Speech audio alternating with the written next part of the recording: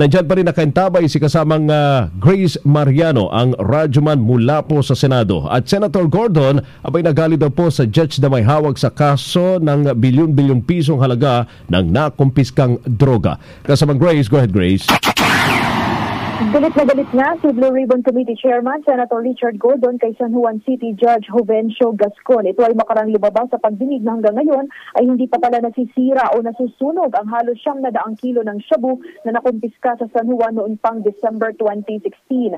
Ito ay dahil hindi pa tapos ang ocular inspection ni Judge Gascon kaya hindi pa nito agad ipinag-utos na sirain o sunugin ang shabu. Ang banta ni Senator Gordon ipapasabpina ang nasabing judge pero sabi naman ni Justice Secretary Vitaliano Aguirre, sinabi na niya kay Chief Justice Maria Lourdes Sereno ang issue sa nasabing judge na sa pagkakaalam niya ay nagkasakit at nakalive simula July hanggang ngayong September. Di naman ni Senator Panfilo P. Lacson hindi na kailangan ng court order para sirain ang mga nakukumpiskang drugs dahil ayon sa batas kailangan 72 hours ay sinusunog o sinisira na ang mga ebidensya o illegal drugs. Mas lalong ikinagalit naman ni Senator Gordon na sa halip na sunugin na itong 250 kilos ng shabu ay napunta pa ito sa National Bureau of Investigation habang ang 500 kilos naman ay nasa Philippine Drug Enforcement Agency. Pakinggan na po natin ngayon ang pagpapatuloy nitong pagdinig ng Blue Ribbon Committee.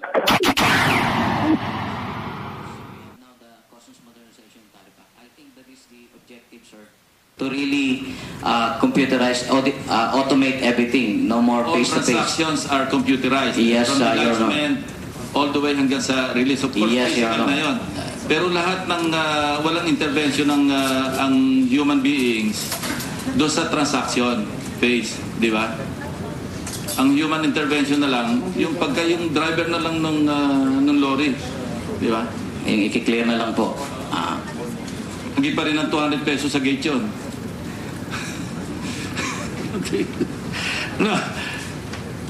Nakaras subig eh. Meron magnanakaw subig lahat. Di pa dumarating yung kargamento ng Amerikano, nananakaw niya na eh. Nililipat nila. Sabi niya, habang tao na andyan, pag-aso na, hindi ko na mababayaran yan. Pero pag tao, kaya kong kausapin. Is that the problem?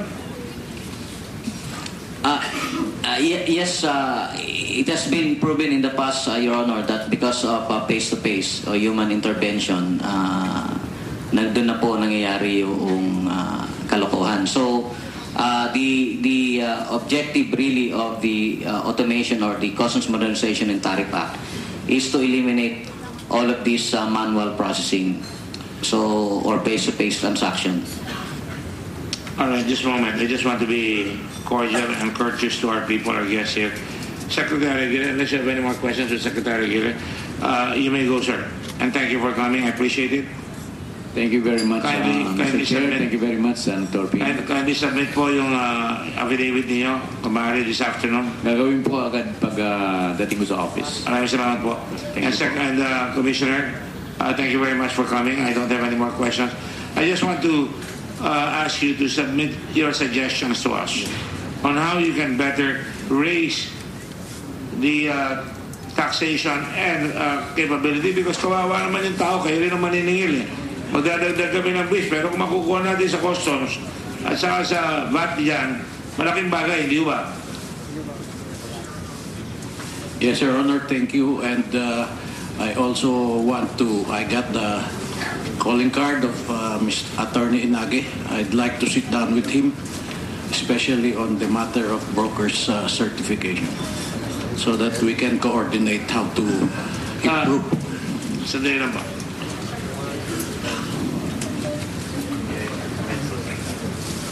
I'll send somebody, a representative here. I may have other resource questioning lang sa inyo later on. I'll let you go already para di na kayo makabala. Ano po? Yes, Your Honor. Thank you. Papakuha ko lang ko yung telepono niyo para matawagan ko kayo kung sakasakali. Bibigyan ko rin yung number ko. Certainly. Thank you for coming. I just need to confirm that then. Kasi we know that there's an office in Customs na tinatapatan ng BIR yan. Para malaman natin kung ano nangyayari. Ano po? Thank you, Your Honor. We'll come out with our position. Thank you, boss. With the request also to the Department of Justice, pakibilisan nyo lang. And please submit also a way upon which you can stop these judges from delaying the case. Dapat yung law isundin in 2472-24. Yes, Your Honor. And then that can be the basis of a letter by the Blue Ribbon Committee to the Chief Justice. Yes, Your Honor. Okay.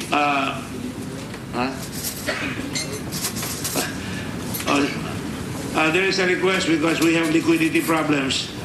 I will also have to go where Senator Lacson is going, not because he's my type. Permission to leave, Your Honor. Please go ahead. Thank you. Attorney Nagi, mamaya ko na kayo tatapusin na lang. Please stay put lang, sandali lang kami. Ano po? Session is suspended for a few minutes.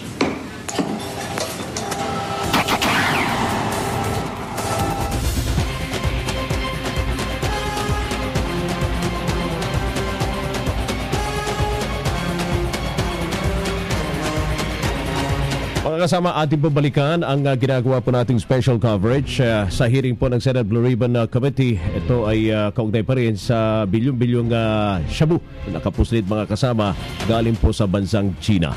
Oras, alas 11:15 ng magandang umaga. DZXL Special Coverage. That song was brought to you by Shield Bath Soap. Galit sa sakit, may malasakit. 40th birthday ng champion, pero kayo ang may regalo. Champion 40th anniversary bars, 18 pesos lang. One more time! 40th birthday ng champion, pero kayo ang may regalo.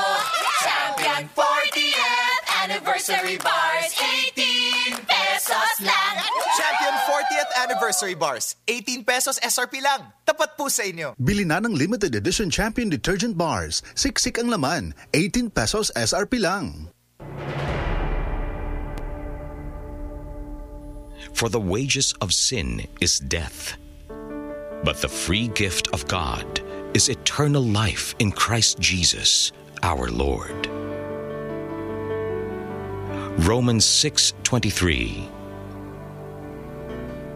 Ang mabuting balita ay hatid sa inyo ng MX3. Mag-MX3 araw-araw para M-Extraordinary.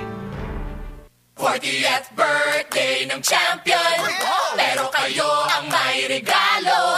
Champion 40th anniversary bars, 18 pesos lang. One more time! 40th birthday ng champion, pero kayo ang may regalo. Champion 40th anniversary bars, 18 pesos lang. Champion 40th Anniversary Bars. 18 pesos SRP lang. Tapat po sa inyo. Bili na ng limited edition Champion Detergent Bars. Siksik ang laman. 18 pesos SRP lang. Sa pagsasahimpapawid ng ika-8 taon ng Radyo mo sa Nutrisyon, inilulunsat ang tema ng Nutrition Month ngayong Hulyo, Healthy Diet, Gawing Habit, for Life. Para sa mga buntis, kailangan mo ng dagdag na sustansya, kasama ang protina, iron, calcium, vitamin C at iodine at tubig. Kumain ng dagdag na masustansyang pagkain. Sa oras na si baby ay maisilang, 6 na buwang eksklusibong pagpapasuso ang sundin. Sundan ito ng masustansyang karagdagang pagkain mula 6 na buwan habang patuloy pa rin ang pagpapasuso hanggang sa edad na 2 taon o higit pa. Pinaalalahanan ang lahat na kumain ng iba't ibang pagkain araw-araw upang makuha ang iba't ibang sustansyang kailangan ng katawan. Hinay-hinay sa pagkaing maalat, mamantika at matatamis. Go, Grow at Glow Foods. Ito ang dapat na laman ng pinggang Pinoy para kumpleto at balanse ang diet. 5 dulot ng gulay at prutas kada araw. Samahan din ng malinis na tubig. Healthy diet, gawing habit for life. At para sa dagdag na kaalaman at masustansyang talakayan, ang pakikinig ng Radyo mo sa Nutrisyon Year 8 ay gawin ding habit para mas marami ang makaalam ng wastong nutrisyon. Ang Radyo mo sa Nutrisyon ay maririnig na sa 7 pang istasyon Sa DYHP 612 RMN Cebu, sa DYHP 747 RMN Bacolod, sa DYKR 1161 RMN Calibo, sa DXDC 621 RMN Davao, DXBC 693 RMN Butuan, DXDR 981 RMN Dipolog at sa DXMB 648 RMN Malaybalay. Bilang pasasalamat sa patuloy ninyong pagtangkilik, ang maswerteng mananalo ng tig 200 pisong cellphone load sa Text Question of the Week contest kung dati 10. Ngayon, 1 dosena na. 1 taon na malusog na talakayan ang muli nating pagsasaluhan tuwing Sabado, alas 12:30 ng tanghali. Dito lang sa Radyo Mo sa Nutrisyon, Year 8. Patuloy ninyong mapapakinggan ang inyong paboritong host, ang nina ng nutrisyon, si Assistant Secretary of Health, Bernie Flores, at Rod Marcelino, hatid sa inyo ng National Nutrition Council. Sa nutrisyon, kabalikan niyo sa kinabukasan mula sa National Nutrition Council. Tamang impormasyon. DZXL 558. Nangunguna sa inyong mga DZXL Special Coverage. Mga kasama, patuloy po nating tinututukan ang ginagawa pong hearing ng Senate Blue Ribbon Committee kaugnay nga po sa bilyong-bilyong shabu na nakapuslit po dito sa ating bansa na galing sa bansang China. At mamaya, balikan natin uli mga kasama ang nasabing hearing ng Senate Blue Ribbon Committee dyan sa may Senado. For the meantime, Pangulong Duterte po'y humingi ng 3 taon para tuluyang maramdaman ng publiko ang kampanya ng administrasyon kontra korupsyon. Ang kasama mo sa balita, si Radyoman mula sa Malacanang, Deo de Guzman. Kasamang Rod, umatula si Pangulong Rodrigo Duterte sa publiko na maghintay lang at mararamdaman din ang lahat ng resulta ng kanyang paglaban sa katiwalian sa bansa. Ayon kay Pangulong Duterte, sa susunod na 3 taon ay hindi man tuluyang masugpo ay tiyak na mababawasan ang katiwalian sa gobyerno dahil na rin sa anti-corruption drive ng kanyang administrasyon. Paliwanag ni Pangulong Duterte, wala siyang patawad sa mga tiwaling opisyal ng pamahalaan. Inihalimbawa ni Pangulong Duterte ay ang kanyang pagsibak kay na dating Interior Secretary Mike Sueno at ang pinakabago ay ang kanyang pagsibak kay Sugar Regulatory Administration Chief Ana Rosario Paner na ayon sa Pangulo ay nagpapasweldo ng consultants ng tig 200,000 piso na malaki pa niya sa kanyang sweldo. Pero nakukulangan pa naman ang ilang grupo sa naging hakbang ng Pangulo dahil hindi naman anila kinakasuhan ang mga sinibak na opisyal ng pamahalaan. Sa pamamagitan ng Globe Telecom, kasama mo sa Palasyo ng Malacanang, Radyo Mandeo de Guzman ng DZXL 558, Tatak RMN. Maraming salamat kasamang Radyoman mula po sa Malacanang, Deo de Guzman. Alas 11:21 po ng magandang umaga. DZXL Special Coverage.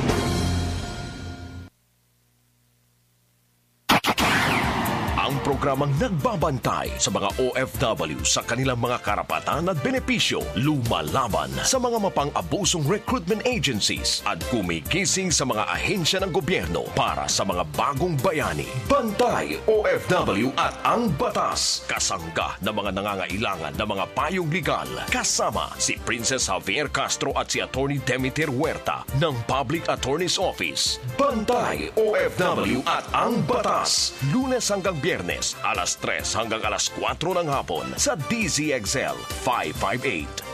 DZXL Music and Memories.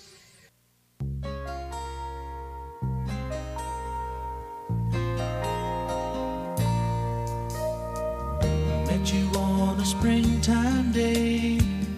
You were minding your life and I was minding mine too.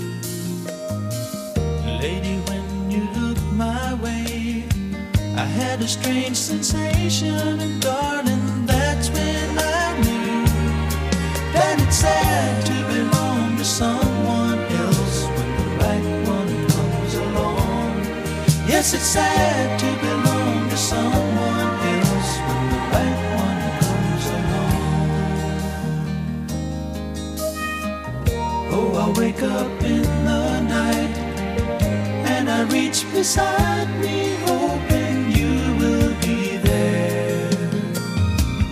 But instead I find someone who believed in me when I said I care. Oh, it's sad to belong to someone else when the right one comes along.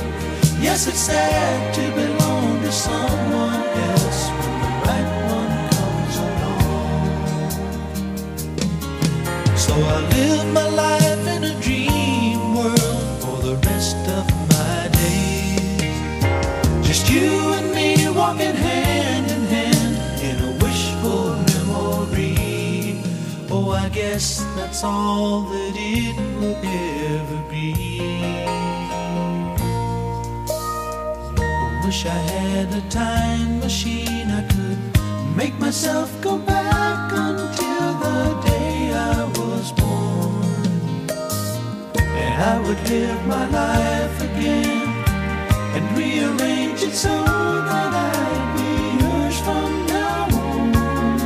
Oh, it's sad to belong to someone else when the right one comes along. Yes, it's sad to belong to someone else when the right one comes along. Oh, it's sad to belong to someone else when the right one comes along. Yes, it's sad. DZXL Special Coverage.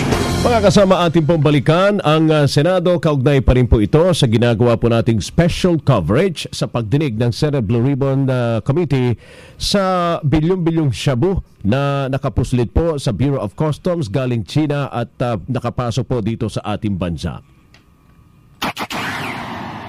Yes, Your Honor. But on this particular case, Your Honor... On this particular case? Yes, Your Honor. We will be following it up, Your Honor. I'm telling you. And Yes, in fact, we develop a very good relationship with each other. B, each participant will provide to the other the profile or status of any arrested drug personality who is a citizen of the other participant for the purpose of conducting further investigation in the latter's country. I think you should take advantage of this. Don't you think so?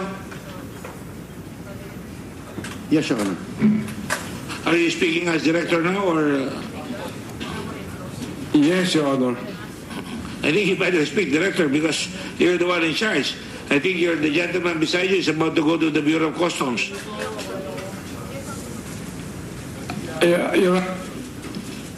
What was that? I agree with what you have said, Your Honor. Thank you. Try to speak well so I can understand it. Thank you. Cooperation in drug investigations. We do, Your Honor. Assistance in repatriation of drug criminals. None so far, Your Honor. Well, maybe you're not paying attention to this. This is an institution that you built with the Chinese. And you can always refer to this. You have a legal department, don't you? You can prepare a letter consistent with the Memorandum of Understanding and the protocols that we agreed with, signed between Mr. La Peña and Mr. Kuming Lang, Director General. You can now get it. Meron ka na ba? Yes, Your Honor.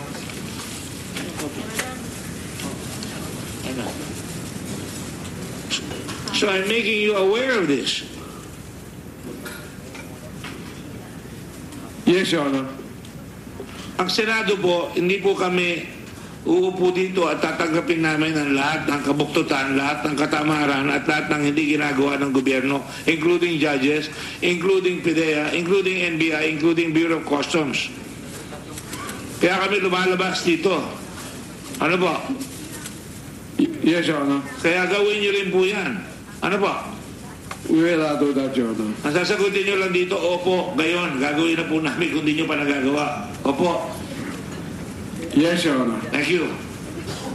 Mode of cooperation. The participants should cooperate with each other. Para malaman ng publiko ito. Under the protocol and designate working level, focal points, and determine specific measures for cooperation by frequent consultation. Paragraph 3, whether dito yung sinasabi natin. Meeting. The participants will hold when practicable annual meetings or whenever necessary. Take note, or whenever necessary. In any case, specific such as the date, venue, attendees, An agenda of the meeting shall be determined by the participants with prior consultation. Yes, Your Honor. Thank you. Exchange of experience. Participants may send their narcotics investigators to the other participants for training or research.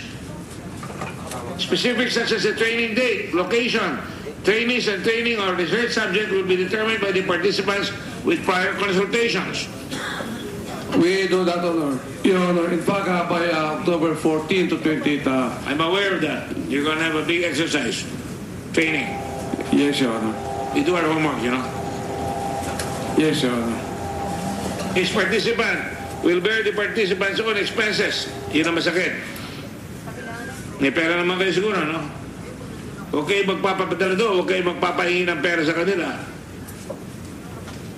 Will bear the participants' own expenses for cooperation, investigation, regular meetings or trainings unless any other arrangements are agreed upon within the participants and consultation. So you should ask that in your budget. Nagbabudget tayo, humingi kayo ng pera para kaya natin harapin na hindi tayo makikiusap, na hindi natin tatawagin si Kabise. Alright? We will do that, Your Honor. Thank you. Paragraph 6, confidentiality. Hindi ko na sabihin yan. Bigyan kita ng kopya. May kopya ka ba nito? We have, Your Honor. Oo, nasaan? Saan? The copies are with the Director for Legal Prosecution Service. You have a lawyer on the side, a lady lawyer who wishes to you.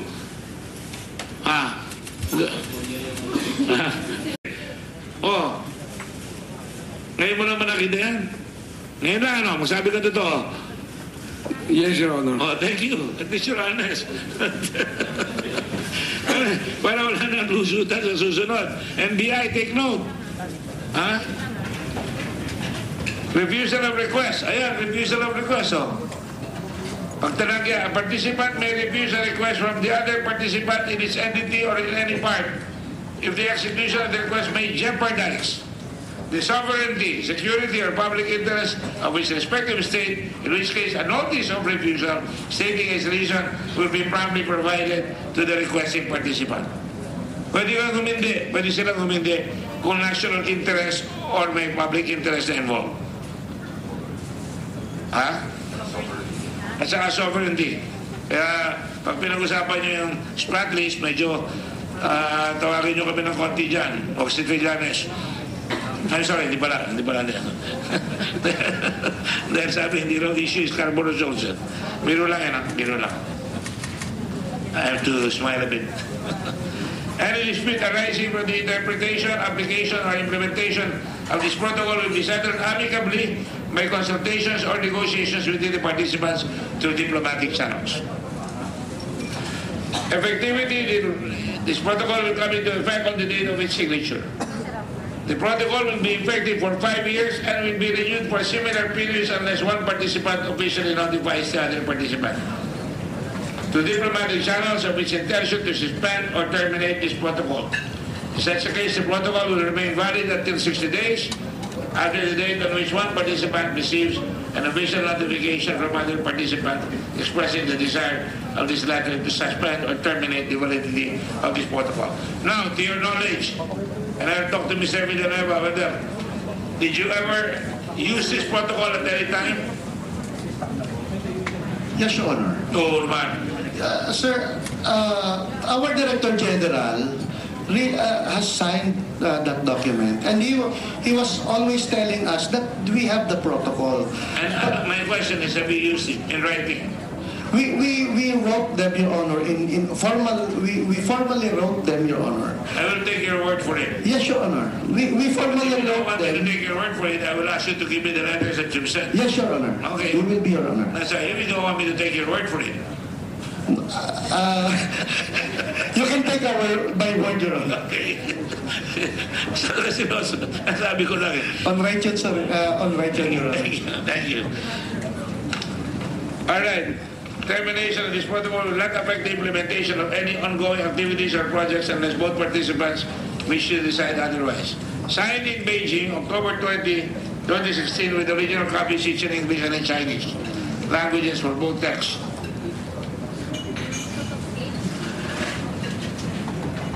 This was signed in 2001, correct?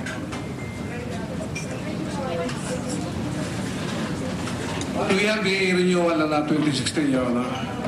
No, the MOU was signed in 2001. This protocol was signed in 2016. Yes, Your Honor. Do you have a copy of that? Signed. Signed.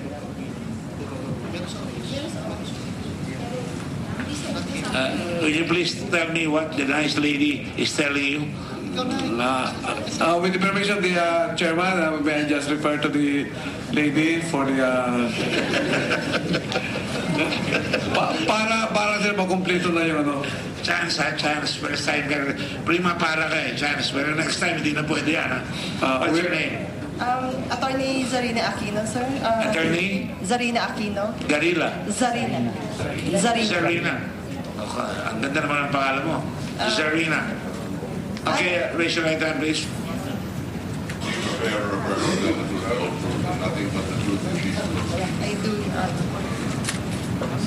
I do, Your Honor. Yes, okay, thank you. All right. So you have a copy of this sign? I have in our office, Your Honor. We didn't bring it today, but I have a copy here in my phone. That's signed. Okay, that's right. All right. I'm glad that you're efficient enough to put it on your sign. Do you go with your director OIC all the time? General Fajardo? I'm the Deputy Director General of ABI, Your Honor. But you're the OIC right now, right? No, we now have our Director General. So sino ba? Si Sid Lapena pa rin? No, Your Honor, Director General Aaron Aquino. Aaron Aquino? Yes, Your Honor. And the Zarina is also an Aquino. Are you related? Okay, thank you. How come he doesn't appear here? You know, we abolished the road board yesterday because for failure of the head to appear. And that is going to stay abolished. Your Honor, this is the third meeting that we've not had him. He has shown September 12, and this morning as he had a MOU signing with the Royal Thai, Your Honor. Royal Thai? Yes, Your Honor. All right, I will excuse that for the moment, but next time please attend. I will inform you, Your Honor. All right. I just wanted to show you that because we have other documents that I will just show my colleagues here. But in any case, it shows that they are willing to cooperate, and I understand they gave hefty amounts. Are you aware of that? Billions of pesos were given to PIDEA and the armed forces, including vests, including equipment, testing equipment. Are you aware of that? No, Your Honor.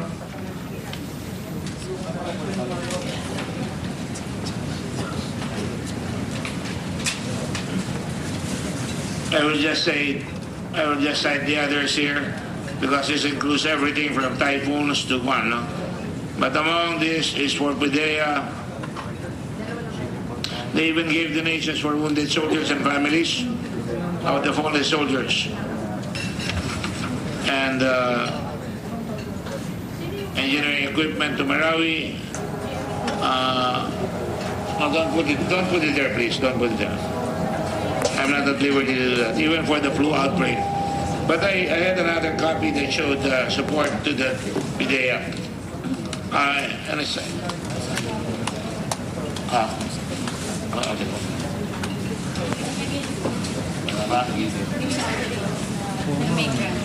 okay, news article na lang.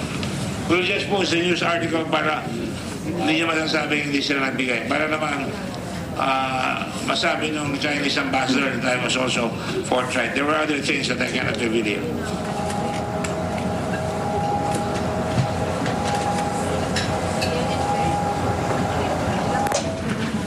Well, it's there. Palagay dyan yung nag-sign kayo ng agreement. Alright? But I guess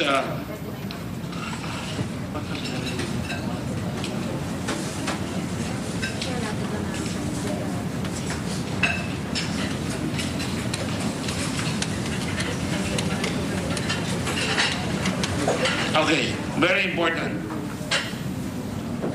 Bureau of Customs. There are many abandoned containers in customs. Is that correct?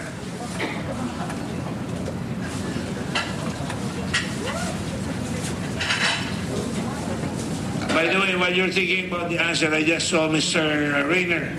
Aren't you supposed to be in Beijing as the liaison officer of the Bureau of Customs in Beijing? That was what I was told. Did you reject it? I am not aware of it, Your Honor. Well, I'm telling you, you were supposed to be there, not here. I'm really not aware of it, Your Honor. You better find out from your superiors, because that's where they were looking for you when they sent the text message to you concerning Mr. Chan. Anyway, do you have an answer, General Karma? Your Honor, I am aware of it, but I do not have first-hand information. I'll find out and I'll get back to you. Your Honor, under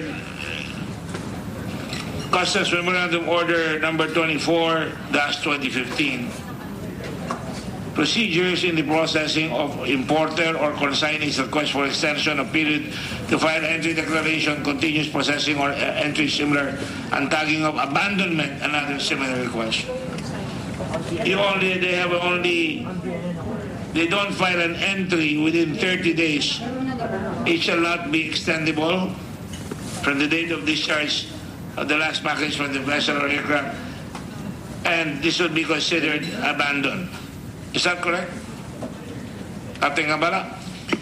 Yes, sir. Upon the arrival of shipment, sir, within 15 days, if they are not able to file an entry, sir, it will be deemed as abandoned. But however, they will still be given 15 days, sir, to appeal or write the collector. And after that, in total, sir, about 30 days, sir, they will be deemed as abandoned, sir. And do you know for a fact that there are many abandoned containers in the customs area? Yes, sir. Yes, sir. Are you allowed to open them? Yes, sir, because it should be examined, sir. Especially if it's a perishable goods, or because it should be, as far as if it is abandoned, sir, it could be used as for auction, sir. Mr. Chairman, yes. May I just interject in relation to the topic or the issue at hand? So, after 30 days, yung 15 plus 15, basta abandoned, hindi pwedeng i-release. Impossible to be released. Yes, sir. Yes, sir. And you confirm that, ano? Kasi abandoned na eh. Yes, sir. Dapat yan, forfeited in favor of the government. Sir. Pagka na-release, anong parusa? Pag na-release ng commissioner ng customs, yung declared abandoned, say nag-lapse yung 15 days, another extension of 15 days, o umabot halimbawa ng 45 days. Kung na-release pa rin ng customs commissioner, it should not be, hindi dapat, sir, i-release, sir. Pero kung na-release nga, it's a violation, sir. There's a violation on that. Kung halimbawa ang agricultural products yung release, walang import permit, after the lapse of... It should not be, hindi dapat, sir, i-release, sir. Pero kung na-release nga, it's a violation, sir. There's a violation on that. Kung halimbawa ang agricultural products yung release, walang import permit, after the lapse of, say, sabihin natin, 45 days. Actually, sir, di ba? It will undergo, sir, a hearing, sir, to find out, sir. Abandoned na nga eh. Tapos na eh. Ano pang hearing?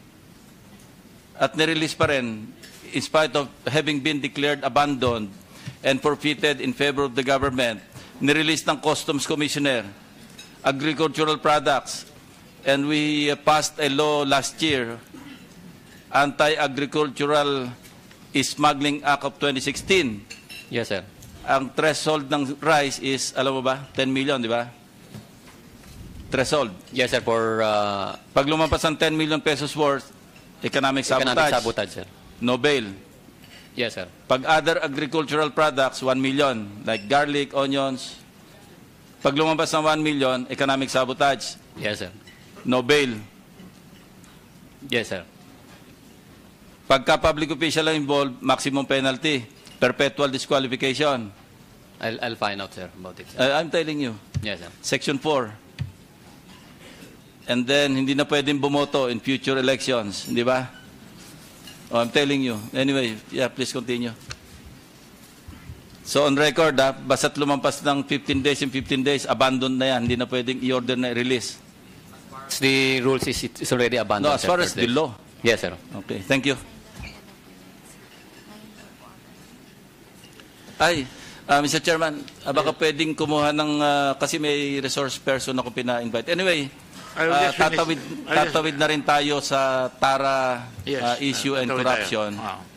I would just like to manifest for the record na I had Attorney Alcaraz invited kasi 25 years sa customs.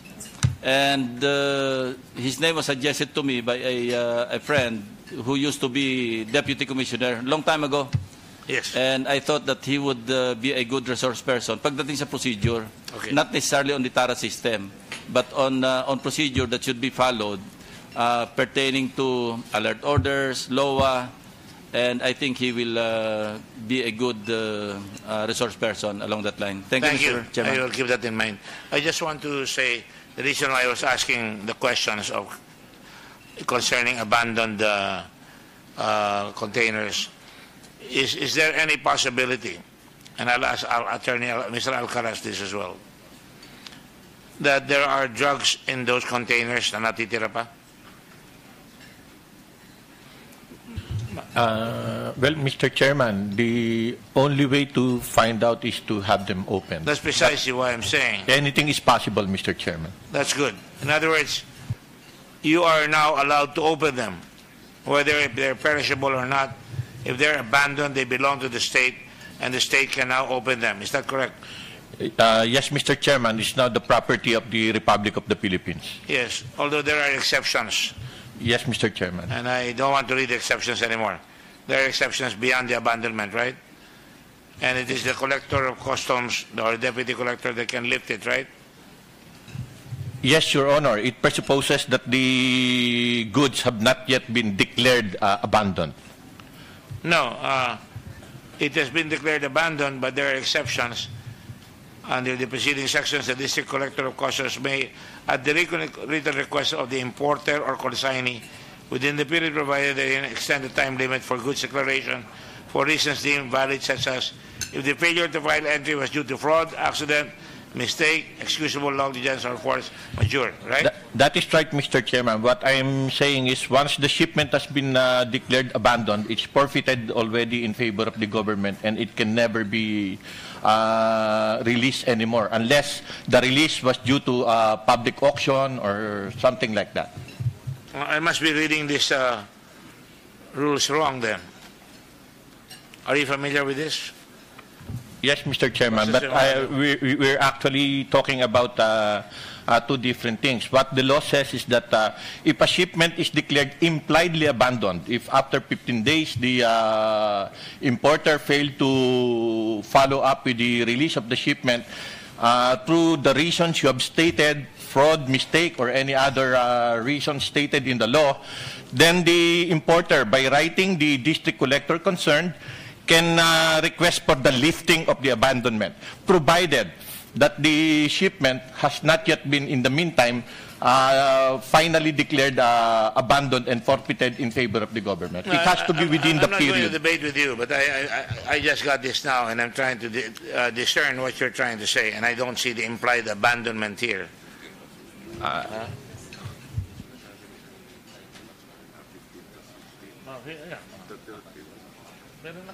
Even after 30. Read it. Read it. Oh, I will let him read it because I just want to be sure I have the law correctly. So, if they are totally abandoned, as you say, new collector of customs to open up all these abandoned containers and find out whether there are still drugs na hindi na ilusot. Yes, Mr. Chairman, it is the duty of the district collector, once furnished with the list of shipments already abandoned, to order the inventory of these abandoned shipments for proper disposition, Mr. Chairman. And dati nung meron pang tinatawag na command and control, sila ang nakikialam doon.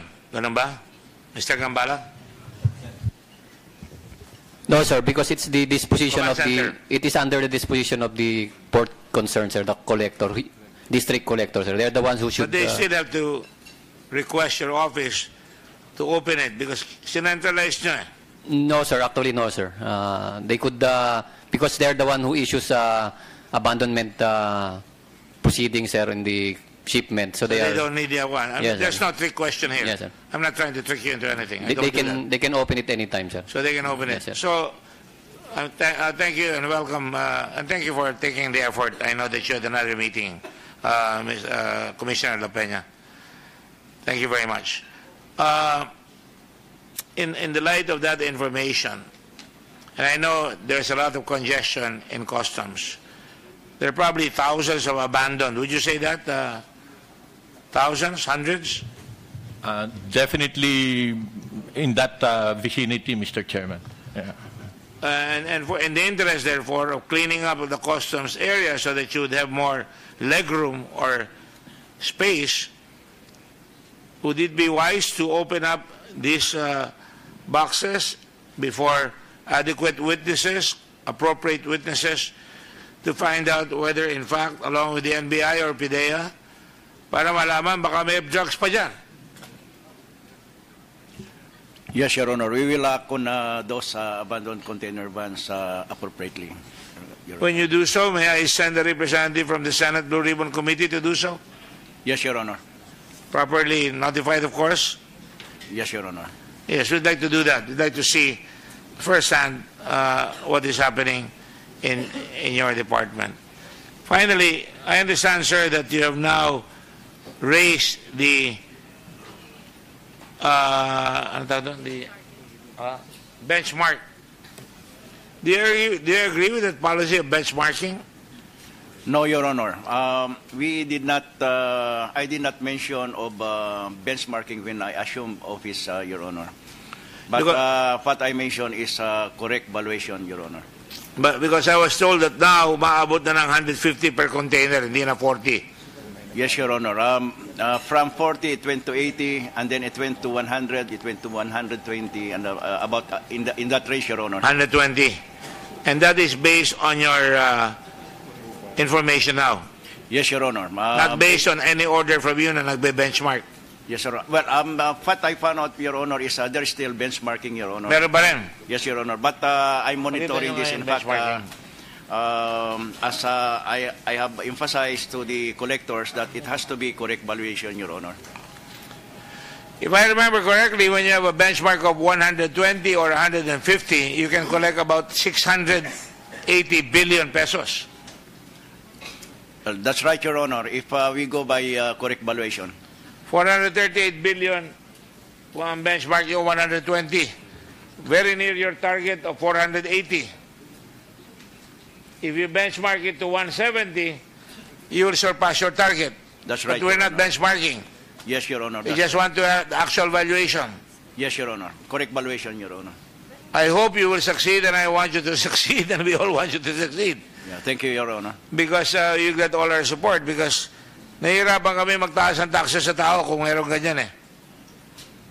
Kung yung benchmarking 40, lugin-lugin naman ang tao lang, sisigilin pa natin ang buwis na malaki dahil hindi natin makuha yung dapat makolekta sa customs. That's right, Your Honor. And I'm glad you're imbued with that. Yes, Your Honor. Thank you very much. Mr. Chairman, kay Commissioner La Peña, striking a balance between revenue collection and enforcement, yan ang pinaka-ticklish, di ba? Kasi pag hinigpitan mo, and mabuti nandito si Attorney Nage, mga customs, representing the customs brokers. Pag naghigpit sa customs, ang tendency, makiramdam yung mga brokers, hindi na muna magpaparating. Therefore, yung collection, or baka magsabotahe. Maybe I'm not referring to you. Maybe I'm referring to the players. No. Kasi hindi naman kayo magsasabotahe dahil kailangan nyo rin talaga, may mga kliyente kayo. But, assuming na talaga mahigpit, and single lang yung standard. Wala na yung tara, wala na yung mga padulas pagka sa mga dinadaan ng mga sections and everything.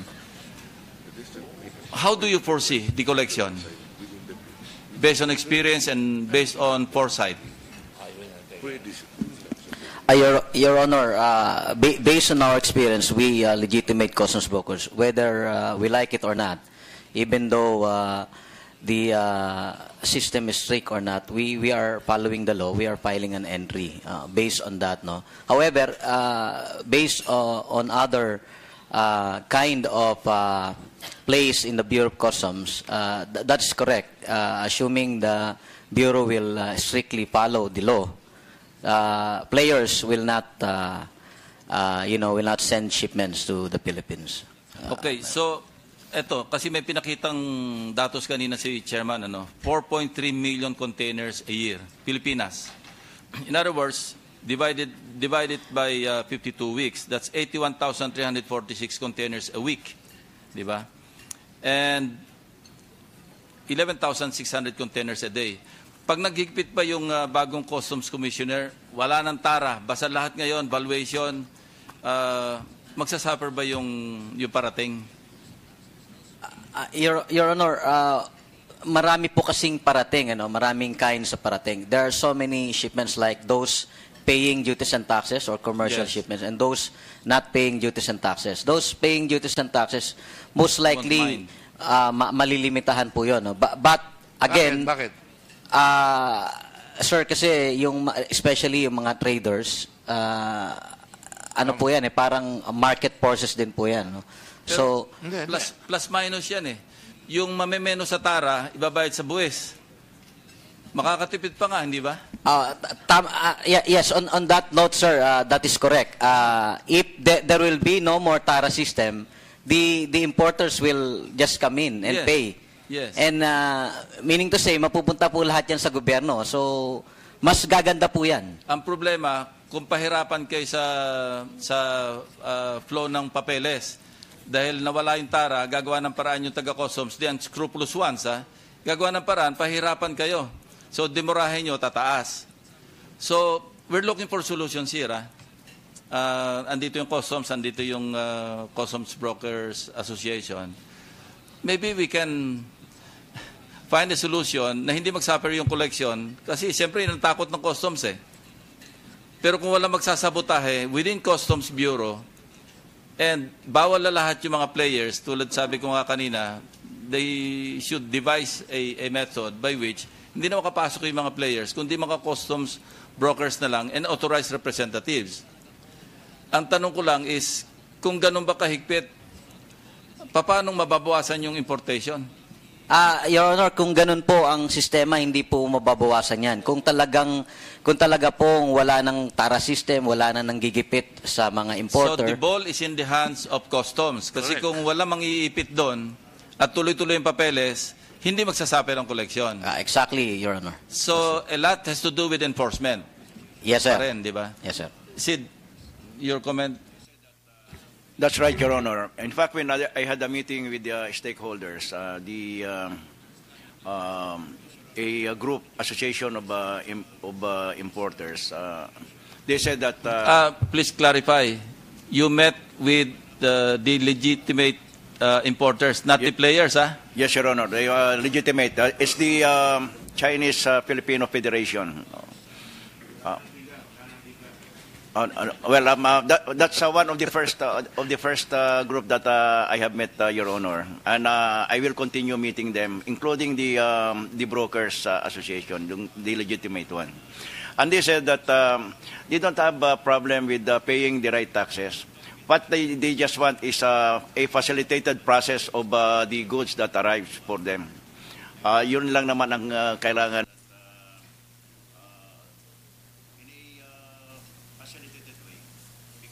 DZXL Special Coverage. And if we can deliver that, Your Honor, I think the gentleman, the broker gentleman, I agree with his comment. Siguro pwede mo sabihin sa mga customs employees, sa mga staff doon, officials, kumita na naman kayo, baka pwedeng mag-start na tayo from this baseline, wala nang kitaan. course, hindi ka kasama doon kasi bagong upo ka pa lang. Siguro ganun ang magandang message. Anyway, nakaipon na siguro kayo. And I'm sure you conveyed that message already. No? And I'll be vocal about this. When I talk to customs... DZXL Special Coverage. Public Service. Kakibat ang iba't ibang ahensya at organisasyon para sa paghahatid ng tamang serbisyo. Public Service. Lunes, Alas 9 hanggang alas 10 ng umaga. Pag-ibig Fun Hour. Martes, Alas 9 hanggang alas 10 ng umaga. GSIS Hour. Miyerkules, Alas 9 hanggang alas 10 ng umaga. SSS Hour. Huwebes, Alas 9 hanggang alas 10 ng umaga. PhilHealth Hour. Biyernes, Alas 9 hanggang alas 10 ng umaga. Philippine Veterans Affairs Office. Public Service. Bastard balita at maasang public service. DZXL 558 ang nangunguna sa inyong mga radyo. DZXL 558 nangunguna sa inyong mga radyo. Maaasahang public service. DZXL 558. Mula sa RMN News Nationwide, ito ang Sound of the Nation. Mga balita sa nasyon at sa iyong rehiyon, maririnig mo na ngayon. Ito ang bagong tunog ng pagbabalita. Sound of the Nation. Mabuhay Pilipinas, tanghali po ng Martes. Mga kasama, ako inyong radyoman, Buddy Uberas. Setyembre 19, 2017, ako ang inyong radyoman, Lourdes Escaro.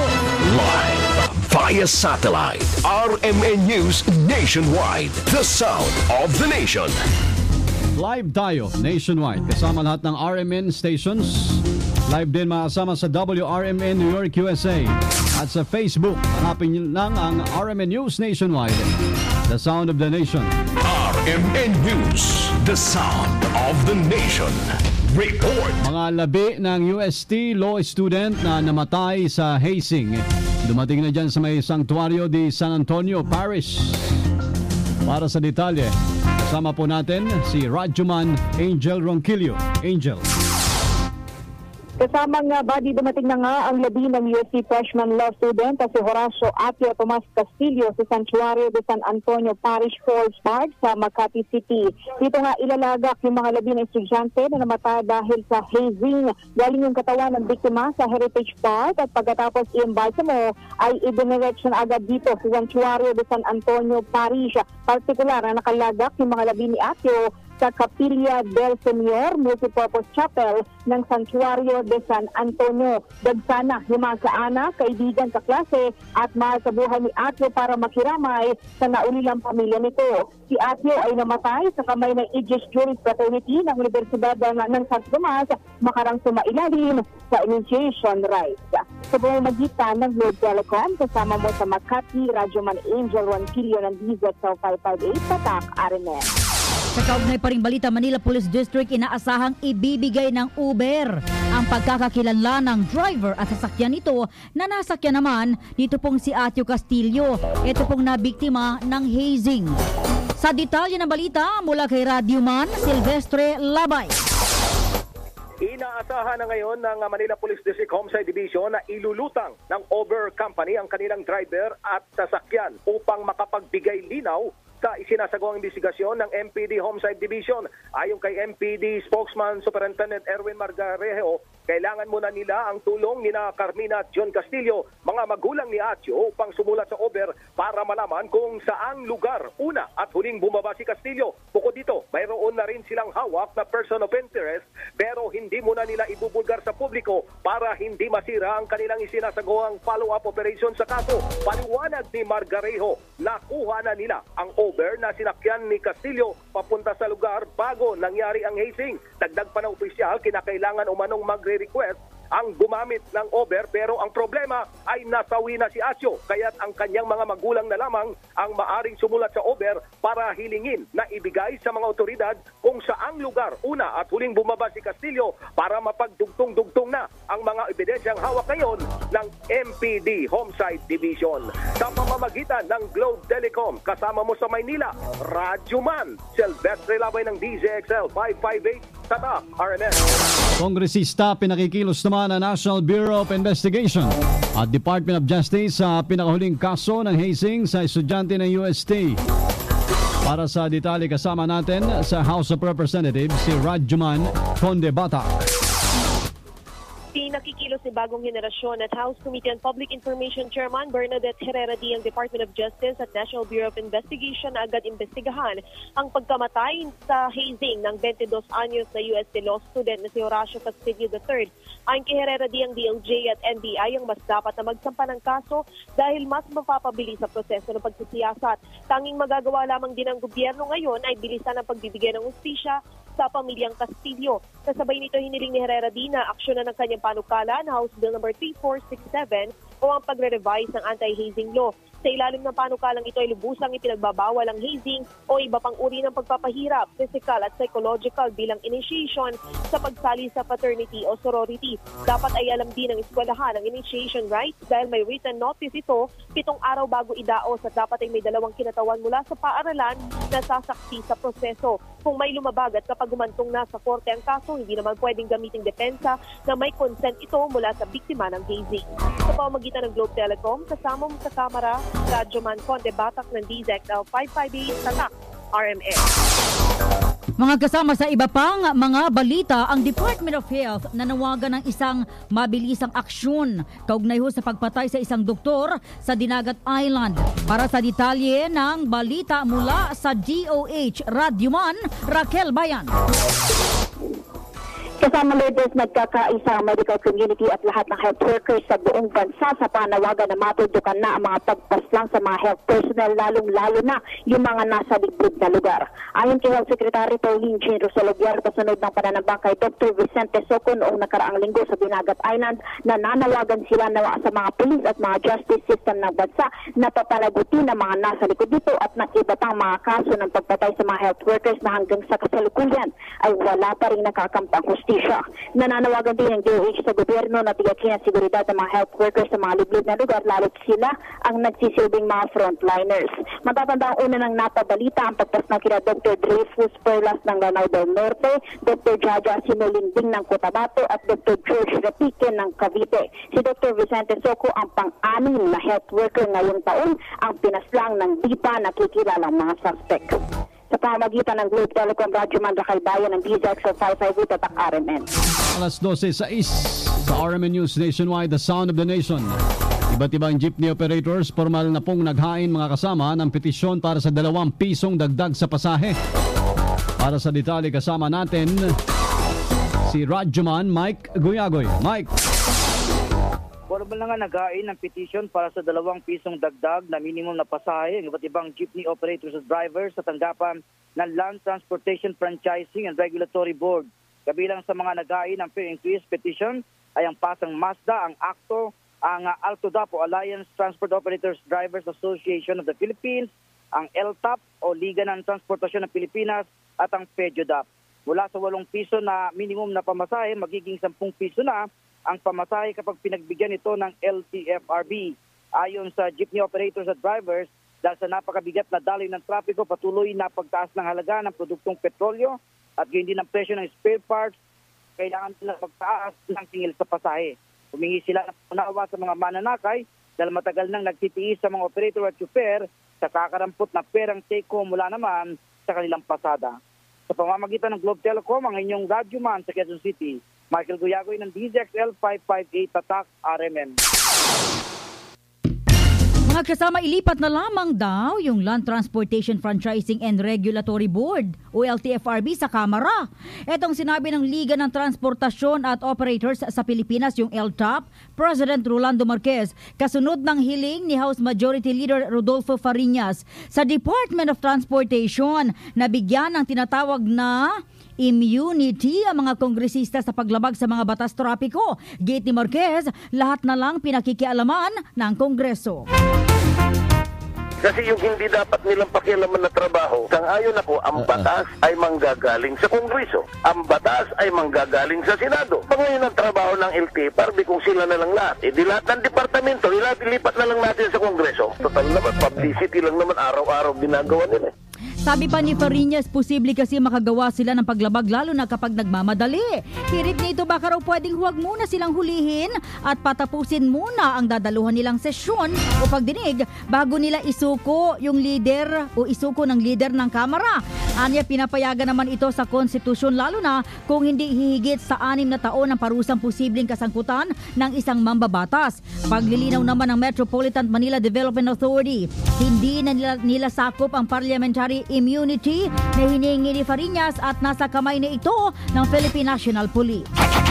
Nakumpiska makasama sa drug operation ng PDEA, Philippine Drug Enforcement Agency, ang 1 milyong pisong halaga ng ecstasy, shabu, na may halagang nasa 180,000 pesos at mga party drugs, kabilang din ng Valium.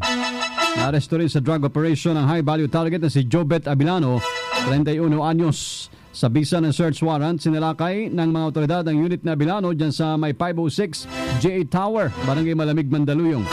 Todo tanggi ang suspect na sa kanya mga nakumpiskang ilegal na droga.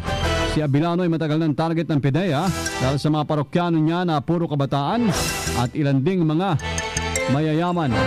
RMN News, the sound of the nation.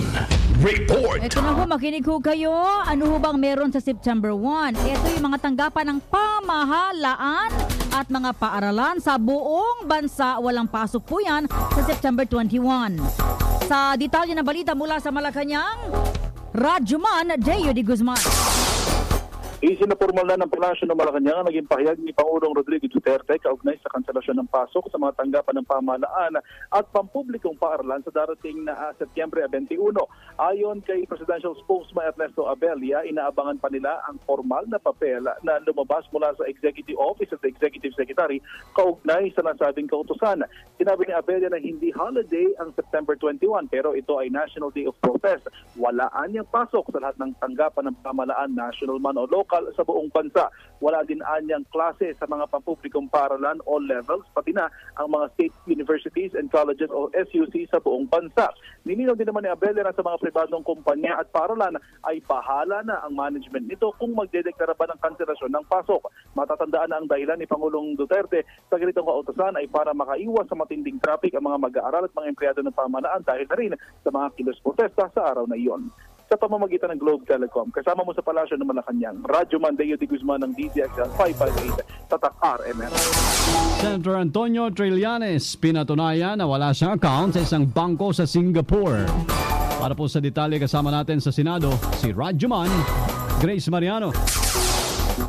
Nasa branch ngayon ng DBS Bank sa Alexandra Road, Singapore, si Senator Antonio Trillanes upang humingi ng sertifikasyon. Yan ay bilang patunay na hindi totoo ang binibintang ni Pangulong Rodrigo Duterte na mayroon siyang savings account sa nasabing bangko na nagkakahalaga ng 193,000. Isinumite ni Trillanes sa bangko ang kanyang passport, Senate ID at ang kopya ng dokumento na kumakalat sa social media na nagpapakita ng account number na nasa pangalan umano ng isang Antonio F. Trillanes. Ilang minuto na hinanap ng teller ng bangko ang nasabing account at sinabi kay Senator Trillanes na wala ito sa record nila. Tumanggi din ang bangko na mag-issue ng sertifikasyon kay Senator Trillanes dahil hindi siya kliyente nito. Magugunit ang ilang beses nang itinanggi ni Trillanes ang aligasyon ni Pangulong Duterte na meron siya mga bank account sa ibang bansa at bilang patunay na hindi ito totoo, nauna nang nagsumite ng waiver sa Bank Secrecy Law si Trillanes sa Anti-Money Laundering Council para mabusisi ang nasabing mga bank accounts. Sa pamamagitan ng Globe Telecom, kasama mo sa Senado, Radyoman Grace Mariano ng DZXL 558, Tatak RMN. At dating Customs Commissioner Nicanor Faeldon at 11 iba pa at opisyalis huyan lahat ng Bureau of Customs sa kinasuhan na po ng PDEA sa DOJ kaugnay ng 6.4 billion pesos na drug shipment. Sa detalye ng balita mula sa DOJ, Radyoman Joyce Adra. Sinapangalan ng PDEA ng drug case sa Department of Justice si dating Customs Commissioner Nicanor Faeldon at alap ng isang BOC officials. May kaugnay ito sa 6.4 billion drug shipment na nailusog sa Bureau of Customs Mula ni Iya, bukod sa drug case, sinampahan din si Eldon at ang kanyang mga dating tauhan ng graft at obstruction of justice. Kabilang sa correspondence ni Eldon, sinakustom sa Director Milo Maestre Campo at Neil Anthony Estrella, Intelligence Officers Joel Pinamin at Oliver Valiente, Manila International Container Port District Collector, Attorney Vincent Philip Maronilla at iba pang sinampahan din ng PIDEA ng illegal drugs importation charges ang sinasabing importers at facilitators ng shabu shipment na sina Cheng Chulong Manili, Kenneth Song Mark Taguba II, TJ Marceliana, Irene Maytatad, Emily D, Chen Limin, Jun Mingjun at Chen Reong Wang. Sa pamamagitan ng Globe Telecom, kasama mo sa Department of Justice, Rajuman Choice Coriandas Adra, DZXL 558, Tatang RMN. Mga nagiinuman naman at tambay sa kalsada, pinapahuli na ni Pangulong Rodrigo Duterte sa PNP. Para sa detalye, kasama natin sa Malacanang, Rajuman Deo de Guzman. Pinatutukang muli ni Pangulong Rodrigo Duterte sa Philippine National Police o PNP ang paghuli sa mga nagiinuman at nakatambay sa kalsada. Ayon si Pangulong Duterte, nakalilikha ng malaking abala ang mga nagiinuman at mga nag-uumpukan sa kalsada. Paliwanag pa ng Pangulo, peligro ang mga ito at nagiging dahilan ng pangamba ng mga tao, lalo na sa mga naglalakad lamang sa kalye. Kaya naman inutusan ng Pangulo ang mga pulis na arestuhin ang mga makikitang nagiinuman sa kalsada dahil gusto niya na maging panatag ang publiko sa paglalakad sa kalsada at hindi nangangamba sa kanilang seguridad. Sa pamamagitan ng Globe Telecom, kasama mo sa Palasyo ng Malacanang, Rajuman Deo de Guzman ng DZXL 558 sa Tatak RMN.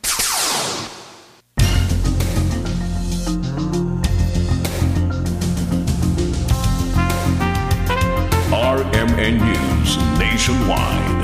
The sound of the nation. RMN News. Balitang Pangnegosyo. Ito naman parts, mga kasama sa mga mahilig po mag-food trip.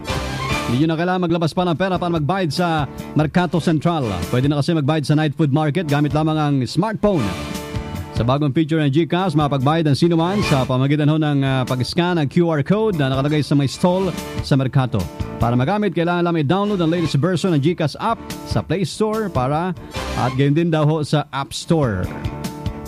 Balita sa Ibayong Dagat. Nagdeklara na ng emergency si US President Donald Trump para sa federal assistance ng Puerto Rico. Ito yung upang masimula ng storm response sa Category 5 na Hurricane Maria. Naglandfall na ngayon sa Dominica na sinasabing potentially catastrophic na hurricane habang papunta sa teritoryo ng Amerika.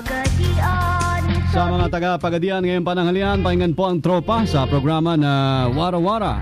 Sina Kenneth Bustamante, kasama sina Simo Catienza, Aljon Jimenez, Jane Camansi, Dodds Marson at Rex Rabutin. Sa DXPR RMN, Pagadian. Kasama nyo sa bagong tunog ng pagbabalita, ang inyong radyoman sa DZXL 558. Ako si Badio Beras. At Radyoman Lourdes Escaros, mga kasama ito ang RMN News Nationwide, The Sound of the Nation. Ang mga nagbabagang balita sa buong bansa ay hatid sa inyo ng Sound of the Nation mula sa RMN News Nationwide. Oras alas 12:16 ng tanghali. That news was brought to you by Unique Toothpaste. It's your toothpaste at your price, kaya approved ng Philippine Dental Association.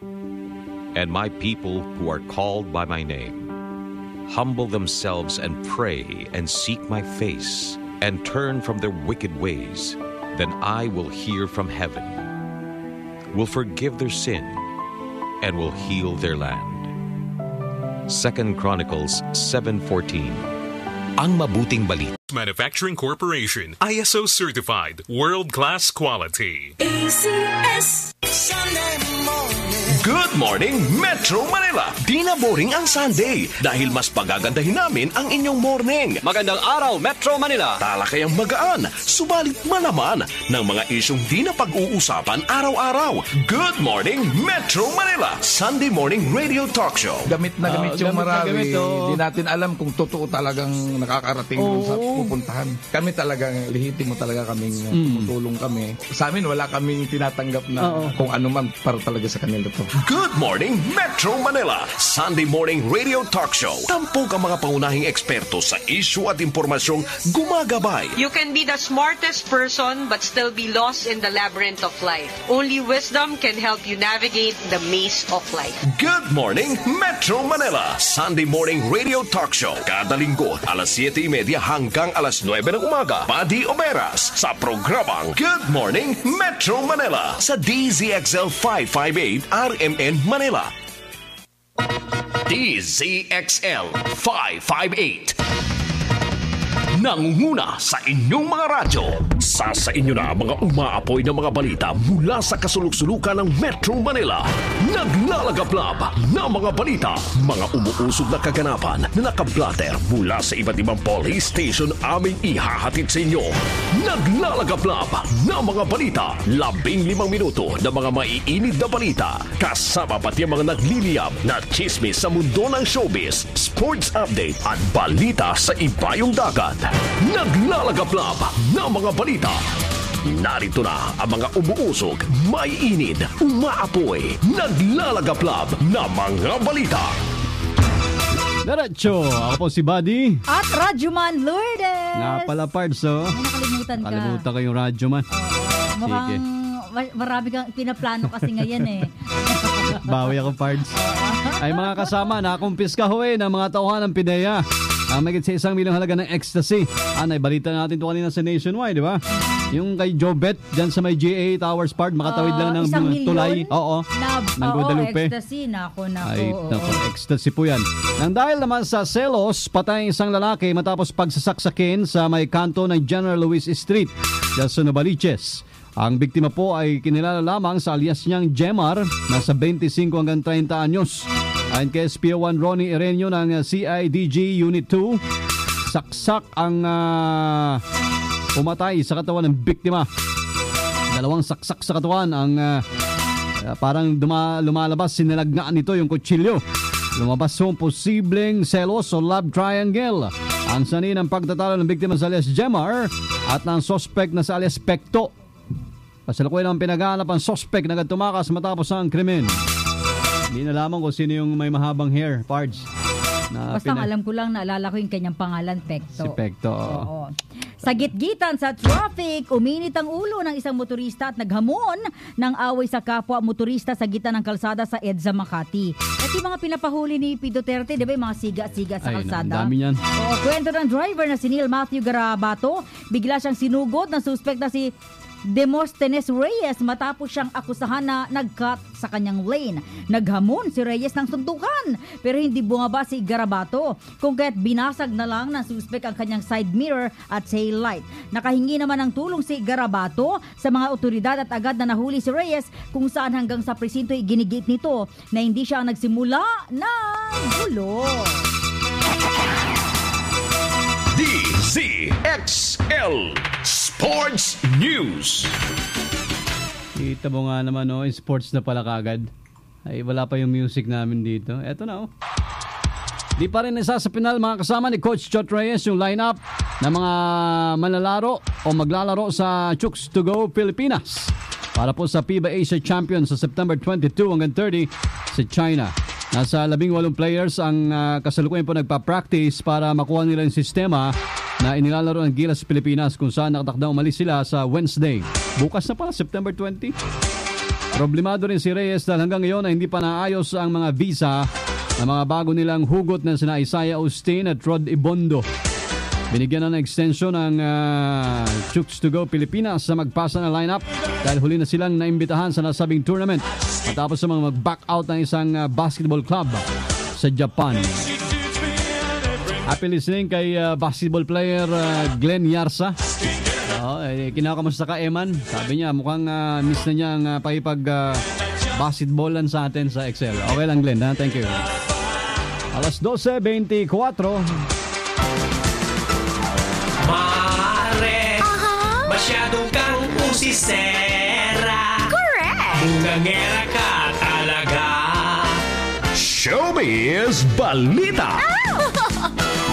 Jay the Bay, anong latest sa showbiz? Magandang tanghali kasamang Lourdes at kasamang Buddy. Ito po ang ating balitang showbiz. Matapos bigyan ng papuri sina Alden Richards at Rocco Nacino sa kanilang pagganap sa buhay ng mga taong naging biktima ng martial law, marami naman ang bumabatikos at dismayado sa tinaguriang pambansang Bay.